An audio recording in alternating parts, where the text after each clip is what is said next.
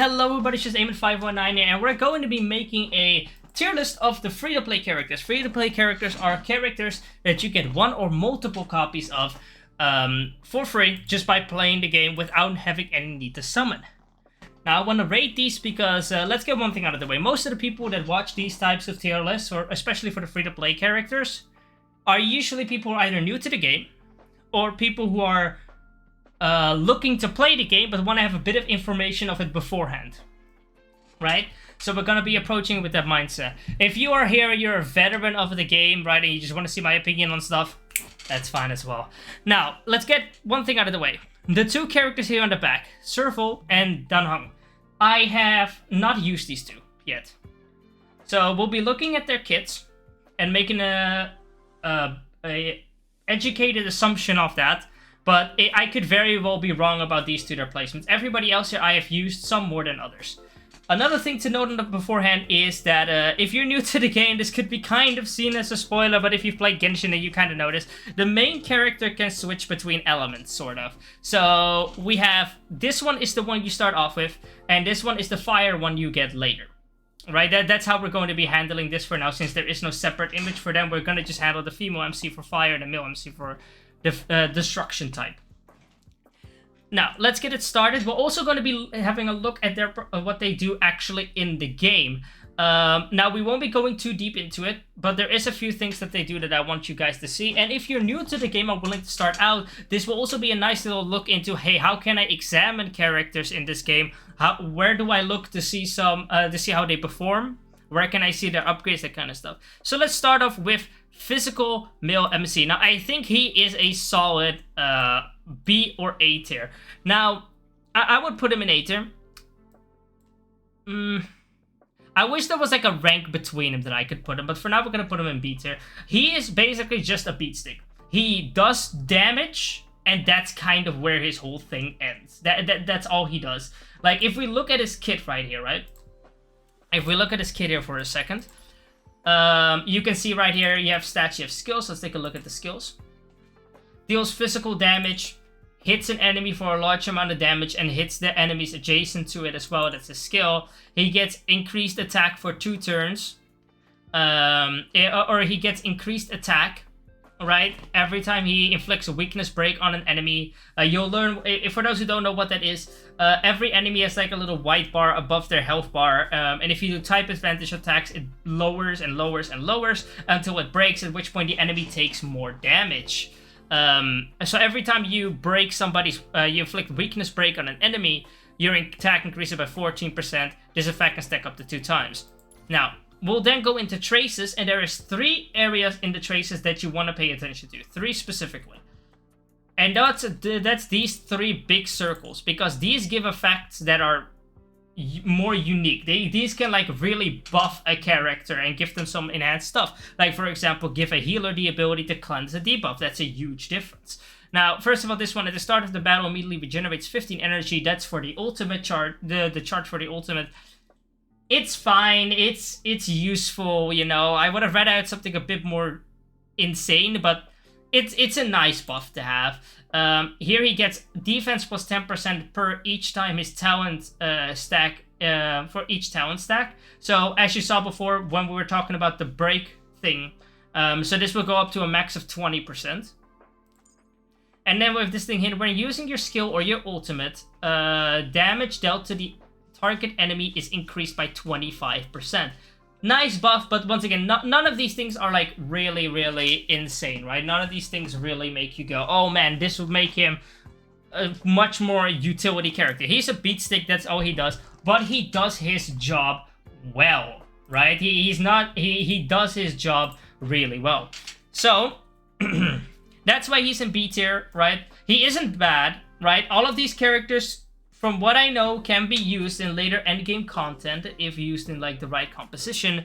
So, beat stick does his job well, lack of utility. Now, next up, we have the fire variant, right? Now, these are not specific to either of the genders, by the way. Both of them start up with destruction, both of them are fire, right? So don't go thinking that, oh, the female MC is better to pick. They are the exact same character through and through in every way.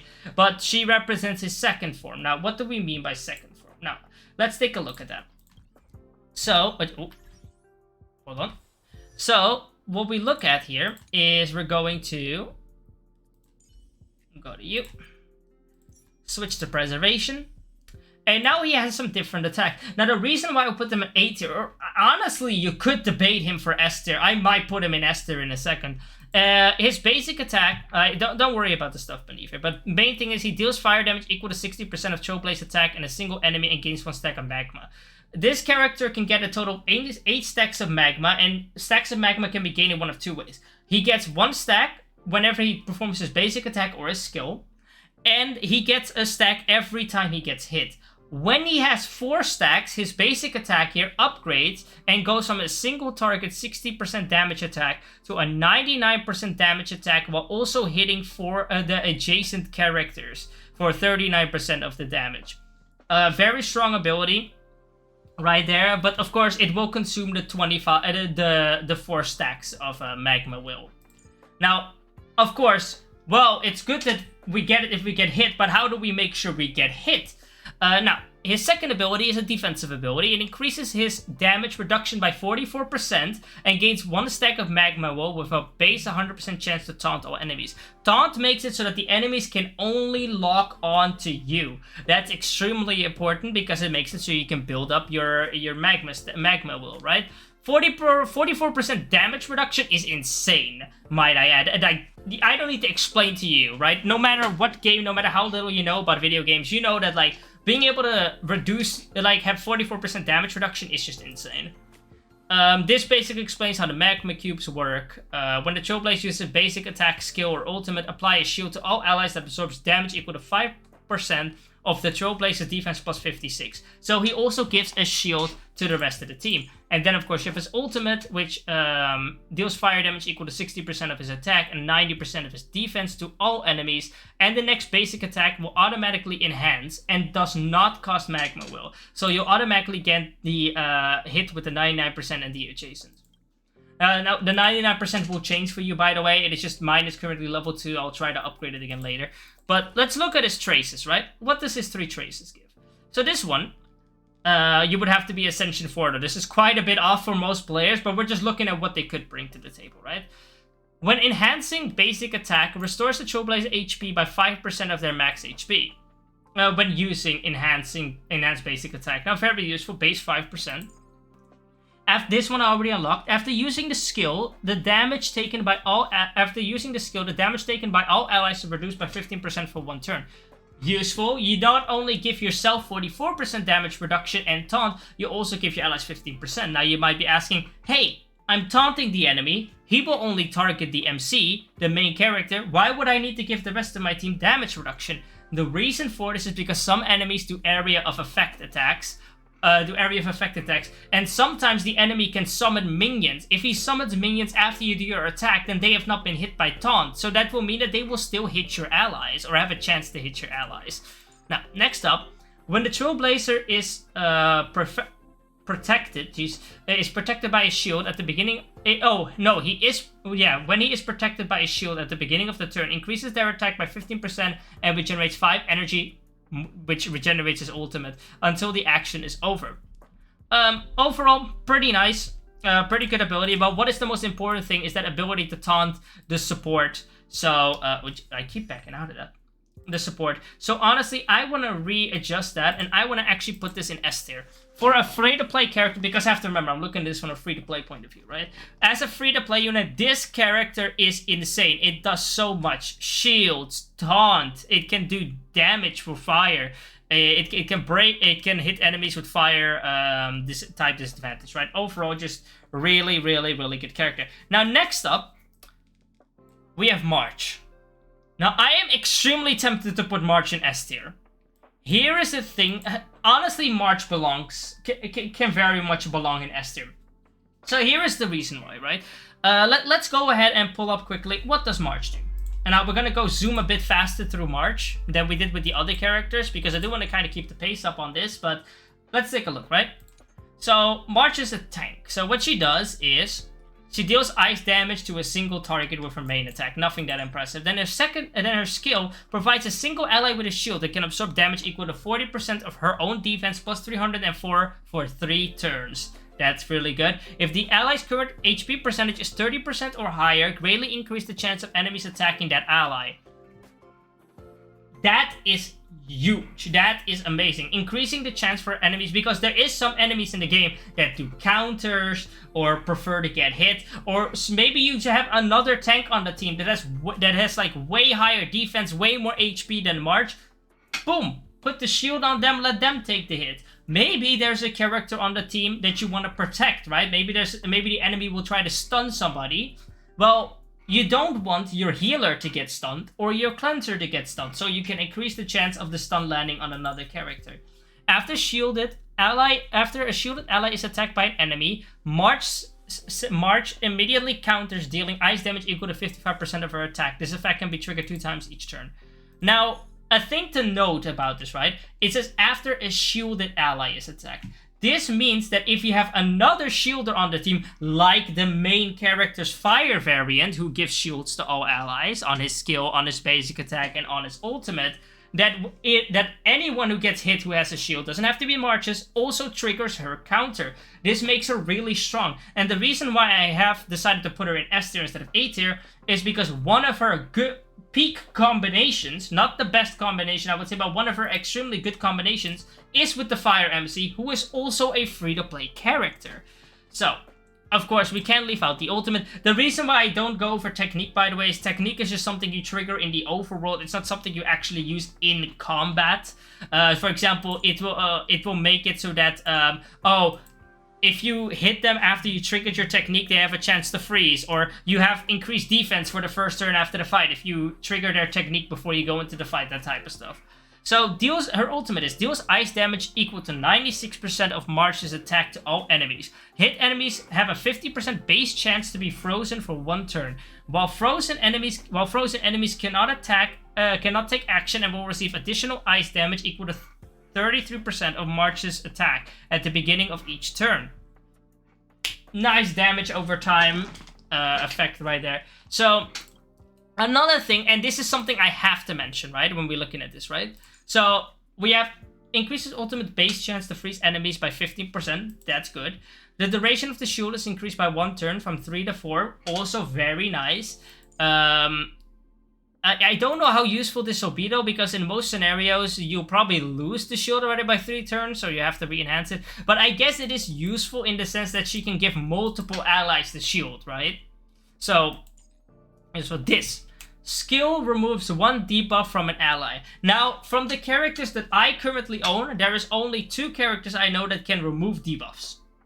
A free-to-play character we'll get into later, and this one. It could be that I have half the 5 stars in the game right now. It could be that another character in the other 4 5 stars that I do not own has this ability, but as far as I know, there's only 2 characters in the game that can do this. March and Natasha, who we'll get into later. This is huge. The ability to debuff, this is in later endgame stuff. Like, you'll get to this later, but for those who've already played the game a bit, in later virtual world stages, the enemies, especially the final stages, will do some crazy debuffs on you. Like stunning, all this other stuff, that mind controlling your characters to attack your own allies. And with how hard these bosses hit, any extra damage you take could be life and death. Now, of course, you would need Ascension 2 on this, which is quite far away. That's like rank 40. That's not realistic for most people who play this game right now. But it is important to note that her ability to cleanse is very, very much of worth.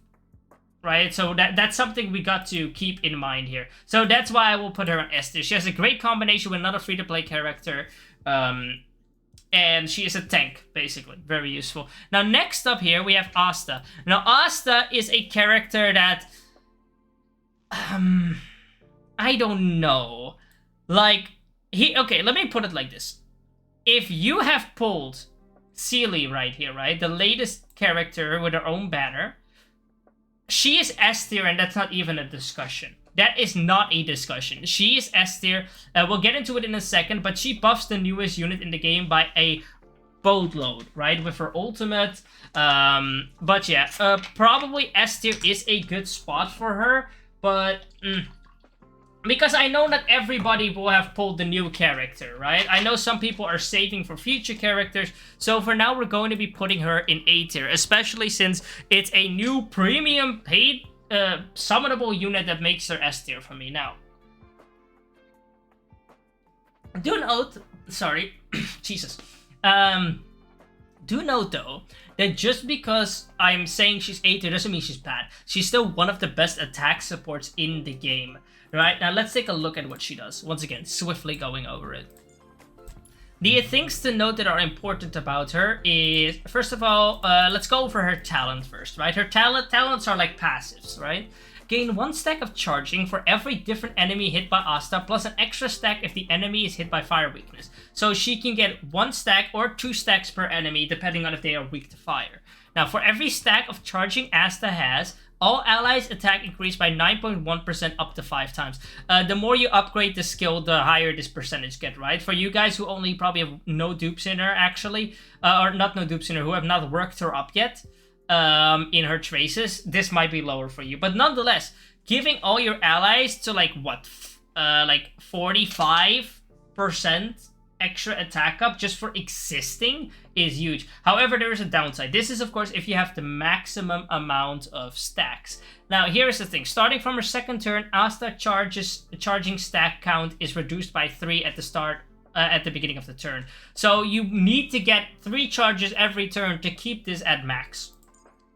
Now, we have her basic attack here, which deals fire damage equal to 60% of her base attack, and has a chance to burn if you upgrade her Traces path a bit more. This is where the money lies, though. Bounce.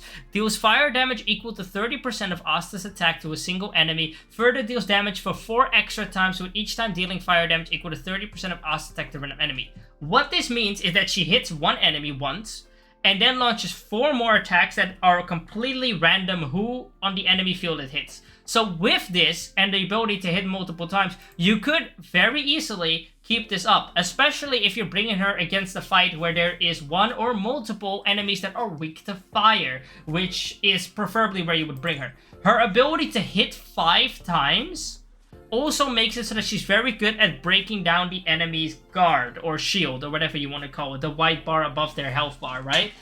She is a monster that if you have one enemy left, right, one enemy, like the boss without any minions, and you launch this, guaranteeing all 5 hits on them, you're shredding through their guard, or through their shield. It's absolutely insane.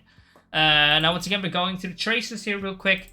We're going to be looking at these. Asta's basic attack has an 80% chance to inflict burn. That's what we just saw her have. This one right here, when Asta is on the field, all allies fire damage increased by 18%. Another just boost for existing on the field, right? Without needing to dedicate a skill that doesn't do damage. Just flat out. Now, besides the fire MC at a 4-star, there isn't really any fire characters in the game that really do damage, but I'm sure we'll get a fire DPS at some point in the future that is a 5-star that will do a ton of damage. So just for that, this ability is huge. Asta's defense increases by 6% for every current charging stack she possesses. Another use for survival tool right here. Overall though, I forgot to show one thing. The most important thing. Her ultimate. Ha! So her ultimate increases the speed of all allies by 32 to 40. Like, there's probably more if you upgrade this. More for me, it's now 40. 40 for 2 turns. It's 41 for the next level. That is huge, because the newest character that came out, Seele, one of her main things is speed, right? Now, there is currently debate going on where, when is speed too much? At what point should you invest into attack more than speed? Because as you could guess, at some point you go so fast that it doesn't matter if you have a couple extra speed, right? But with her ultimate ability right here, which can go up quite frequently, since her base speed is also on the higher side of it, you'll allow your Seele or any other character to basically get their turn faster, get their turn earlier, and then you have like little equips like this, where it says when the wearer uses their ultimate, all allies' actions are advanced by 18%. So basically, oh god.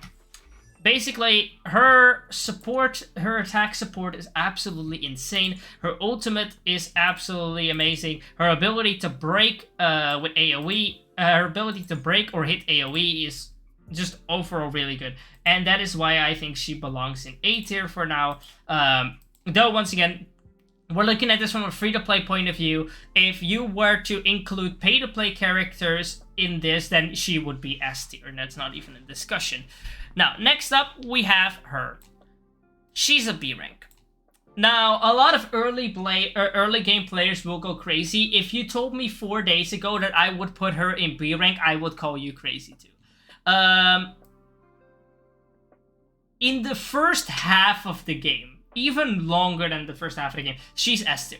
It's not even a discussion, right? There is 5 stars that she works really well with, like Himiko over here. Even without that, she's S tier.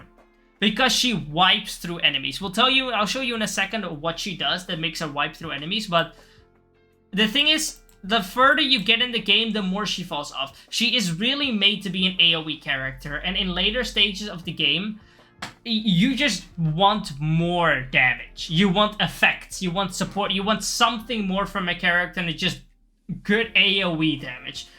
For grinding through big hordes of enemies, even in like endgame grind, if you're just grinding through like weaker but like large hordes of enemies, she is still top tier. Now, let's go over quickly what she does. Now, what does she do? Herta over here, as you can see, level 50. My max cap right now is level 50. She was one of the first 8 characters that I level 50. Why 8? Don't worry about it, but like, honestly, good character. Now, here's the thing. Basic attack, 70% damage, ice damage, you know, nothing that insane. Her skill deals ice damage equal to 70% of her attack to all enemies. If the enemy HP percentage is 50% or higher, damage dealt to this target is increased by 20%. Now, you have seen me before mention, we have had now characters that, like Asta, that will hit an enemy and then at random. We have had enemies like, characters like the MC, that can hit characters and the 2 next to it. But this is a full AoE. This hits everybody. Now, speaking of AoE, here is her talent. When an ally's attack causes the enemy's HP percentage to fall below 50% or 50% or lower, Herta will launch a follow-up attack, dealing ice damage equal to 31% to all enemies. So yes, if you hit a horde of enemies, right, 3 of them for example, and you get them all below 50% with one attack, she'll do a little twirl attack that will hit all of them 3 times, free damage. It's absolutely insane early game, and I highly recommend anybody in the early game to build her. As if you have pulled Himiko, you have to build her.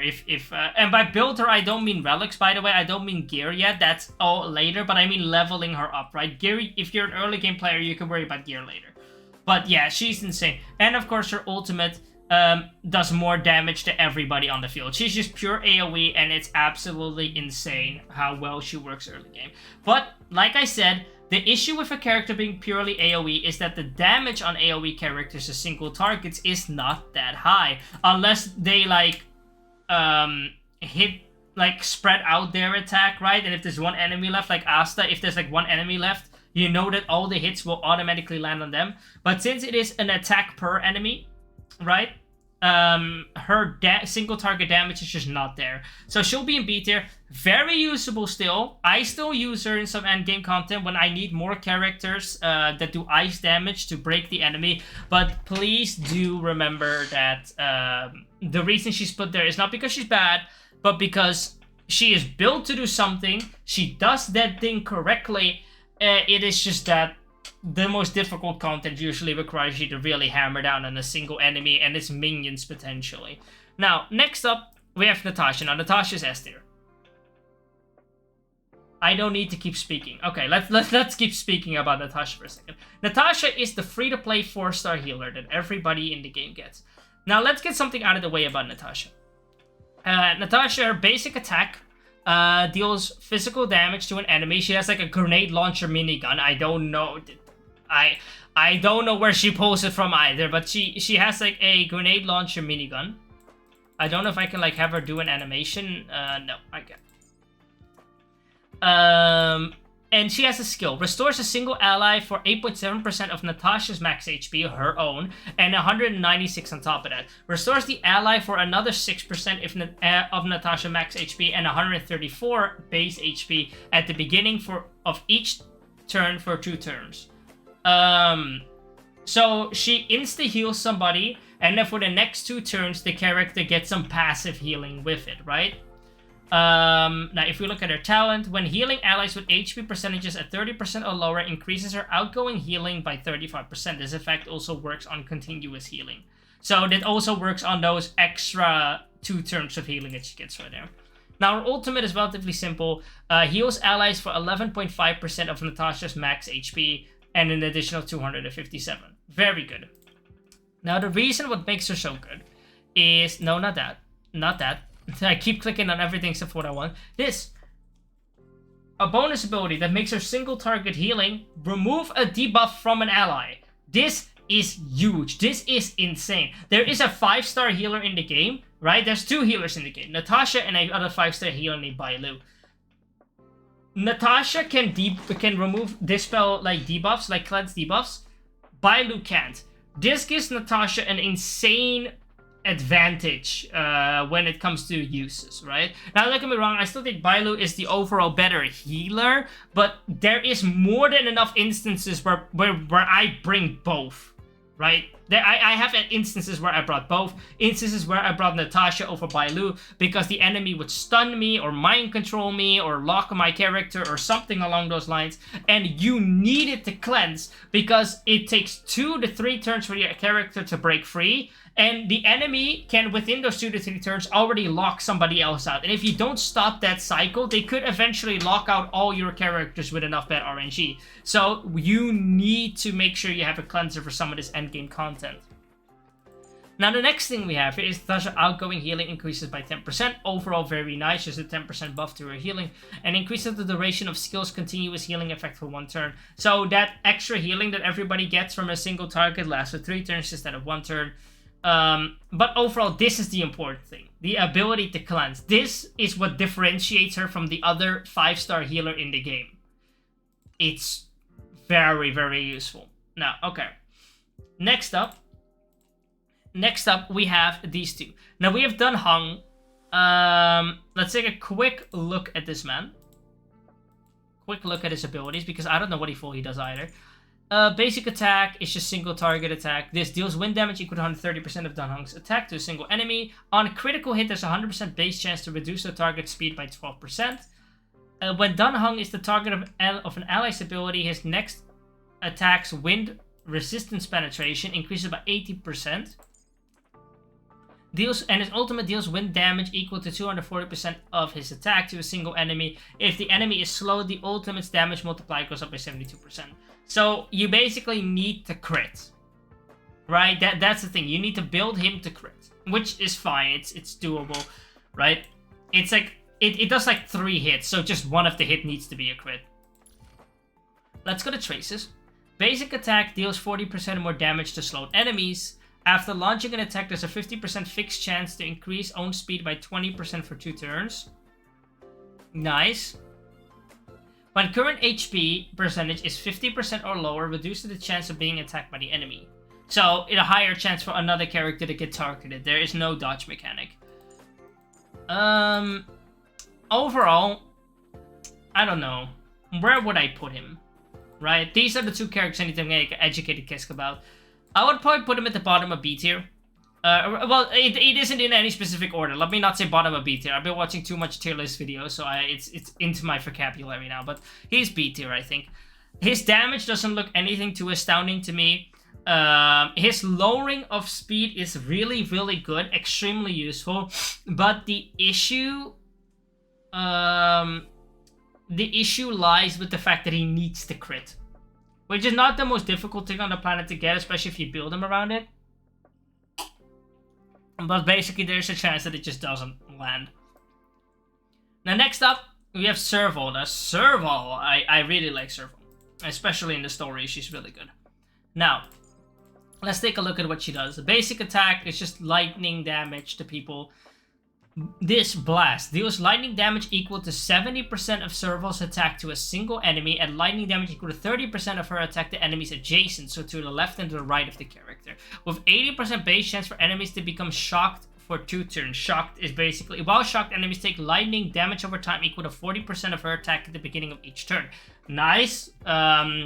characters that are able to inflict stuff like this, it's very good, very useful, a lot of free damage. Her talent. After Serval attacks, deal an additional lightning damage equal to 36% of Serval's attack to all shocked enemies. So, okay, she is able to basically get a lot of free additional damage in for just doing her skills. Ultimate. Deals lightning damage equal to 108% of Serval's attack to all enemies. Enemies already shocked will extend the duration of their shock state by 2 turns. Ooh, that's good. That's good. Especially with her being a lightning character. Lightning needs some help on the DPS department. The only good lightning DPS that I own currently, there might be some 4-stars that I am missing. The only 2 DPS that I see is Serval and Arlen over here. So she is definitely filling up a pretty good spot as a lightning DPS. Now let's look at her traces, shall we? This one. Skill has a 20% increased base chance to shock enemies. That puts it to 100%. That's really good. Now, the reason why you can go above 100% is because, let's say you have a 100% chance to hit, but the enemy has like a 20% electric resistance, right? You still aren't guaranteed to hit it, right? If they have no electric resistance, then you're basically guaranteed to hit it. After Serval attacks, deals additional lightning damage equal to 36% of Serval's attack to all shocked enemies. Nice. Oh, no, wait, no, that's just her attack. Wait, hold on. Upon defeating an because I'm about to say, I'm pretty sure she already does that. Upon defeating an enemy, attack is increased by 20% for 2 turns. Nice. At the start of battle, immediately regenerates 15 energy. Effect hit rate increased. Effect hit rate increased. Effect hit rate increased.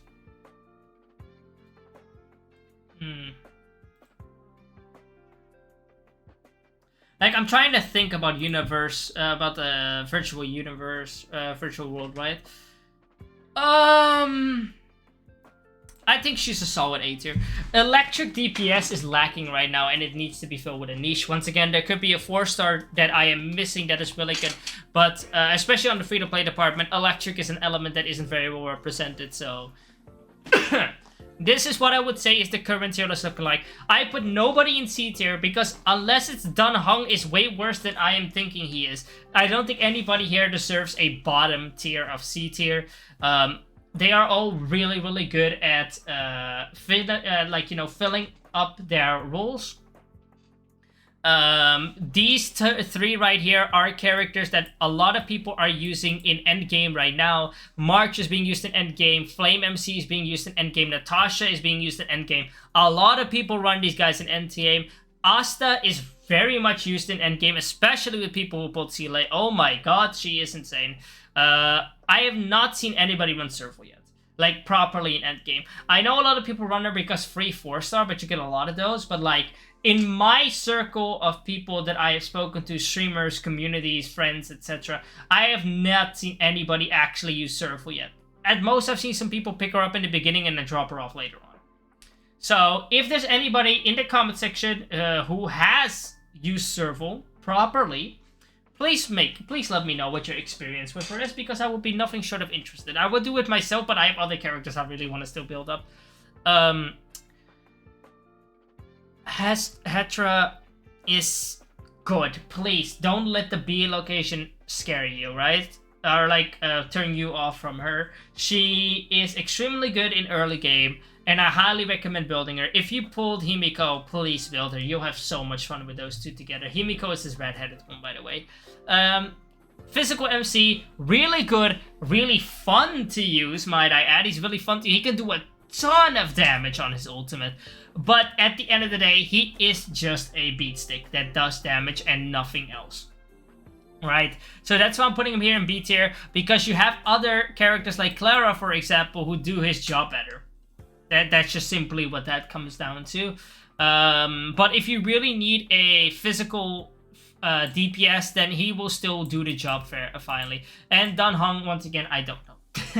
I'll leave that up to you lot. So this video is quite long. I want to thank everybody so much for joining on in. Let me know your thoughts about this tier list, and maybe you've had some different experiences with characters. Maybe you would say some characters are better, some characters are worse. Once again, I tried to make this purely in the retrospective of pure free-to-play, not including too much on the pay-to-play side. However, I did mention how pay-to-play characters could impact them if you pulled them. So I want to thank everybody very much for joining on in. I've been your host, Eamon519, and I'll see you all in the next one. Bye-bye.